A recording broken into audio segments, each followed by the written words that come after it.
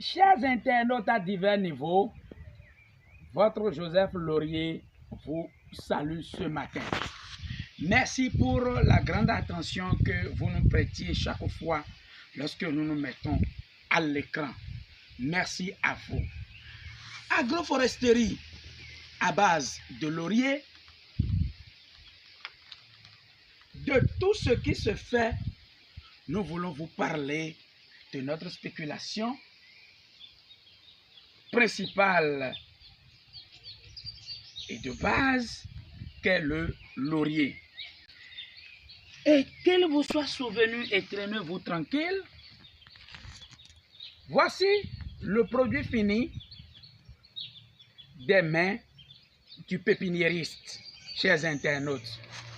Et pour qu'on en arrive là, je viens vous parler de ce qui vous attend au-delà de ce que vous attendez, chers internautes.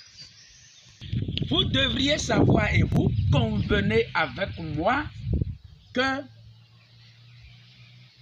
de façon technique, le produit fini ou semi-fini d'un atelier est effectivement la matière première d'un autre atelier, chers internautes. Pour le pépiniériste, avant qu'on en arrive ici, avant qu'on ait ces produits à commercialiser ou à transférer dans les mains du planteur, si j'ai parlé de planteur par rapport au pépiniériste, vous deviez savoir que pour toute spéculation, ou en l'occurrence le laurier, chacun sait quoi toucher du laurier et chacun sait d'où lui proviennent ses revenus. D'aucuns peuvent commercialiser les feuilles, d'autres peuvent commercialiser la tige, d'autres peuvent commercialiser l'écorce enlevée, d'autres peuvent commercialiser l'huile essentielle tirée de l'infusion ou de la transformation spécifique de la feuille. Mais pour le pépiniériste, nous commercialisons les jeunes plants tels que nous vous le montrons, chers internautes. Il a fallu qu'on traverse d'atelier en atelier, étape en étape, étape par étape, pour venir à ces jeunes plants que vous voyez. Ces jeunes plants provenus, issus des techniques de multiplication, que ce soit par les semis, que ce soit par le marcottage, que ce soit par le bouturage, peu importe les techniques utilisées, il a fallu quand même des travaux spécifiques avant qu'on ne trouve le produit fini à commercialiser qu'est le jeune plant. Mais lorsque l'internaute voit ceci dans la main, on se dirait que ceci est venu comme ça, descendu d'une atmosphère ou de l'air ou de n'importe où, ou bien c'est collecté des champs, c'est vrai. Mais je puis vous dire que avant qu'on en arrive ici, il faut vraiment du travail. On vous a surtout miroité. Telle spéculation va vous procurer 10 milliards en 20 minutes, en 10 minutes, en un an.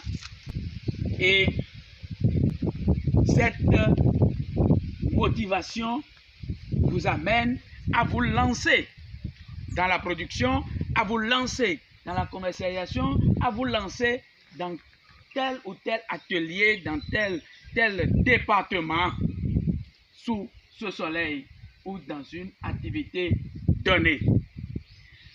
Mais le mal est que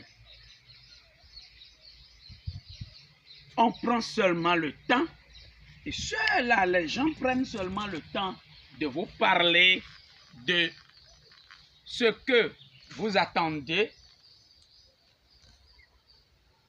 au bout du rouleau, ou de façon systématique, ou de façon spontanée, ou de façon peut-être en griffe magique, et on vous dit, on vous miroite que ça peut descendre de l'air ou de n'importe où pour venir dans vos mains.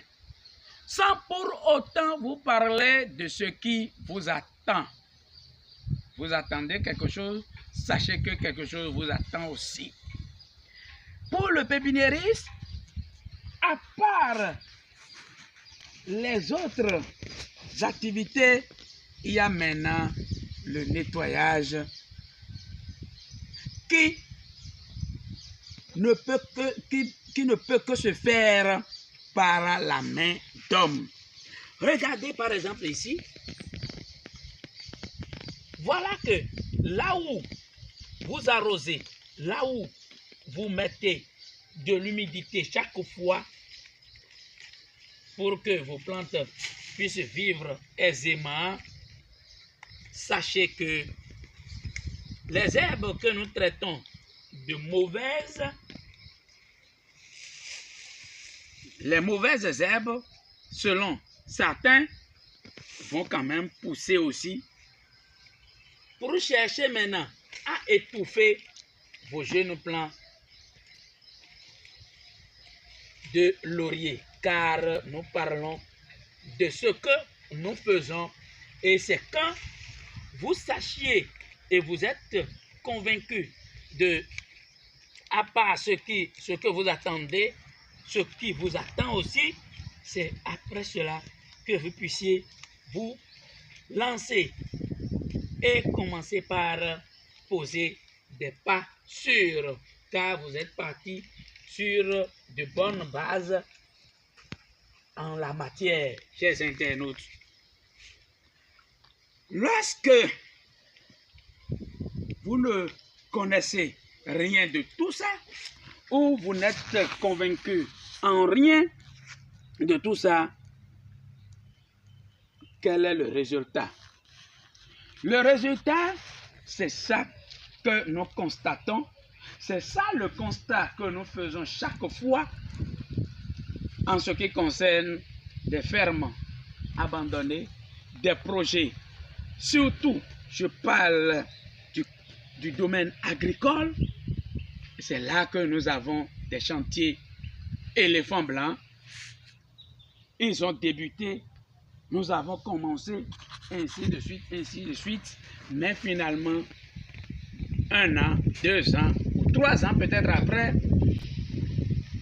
les constructions sont là, sans bêtes, les champs sont là, herbeux, les champs sont là, abandonnés, et puis le reste, on commence par accuser le sort, on commence par accuser des gens, on commence par culpabiliser ou se culpabiliser maintenant, alors que c'est déjà trop tard. Pour que ça ne soit pas trop tard pour vous, peut-être vous êtes déjà victime de ce dont nous parlons. Peut-être vous vous êtes mordu à l'appât parce qu'on vous a donné de l'engouement, sans pour autant vous former en la matière, sans pour autant vous dire réellement de quoi il s'agit.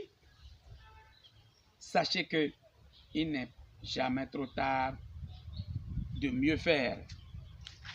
Et mieux vaut commencer tardivement et partir sur de bonnes bases et aller pour toujours, plutôt que de commencer précipitamment ou d'être mordu à l'appât et puis à mi-chemin être essoufflé. Chers internautes, pour le laurier, sachez que le nettoyage vous attend. Sachez que l'arrosage vous attend indubitablement. Sachez que vous ne devriez plus en temps normal dépendre de la nature. Si je parle de dépendre de la nature, notre climat qui est déjà menacé, bouleversé ou perturbé, et si vous ne vous créez pas vous-même vos conditions, vous allez voir peut-être vos investissements partir en fumée. Ce que nous ne souhaitons pas. Ce que Joseph Laurier ne souhaite pas pour vous. À tout à l'heure pour d'autres vidéos. Merci beaucoup.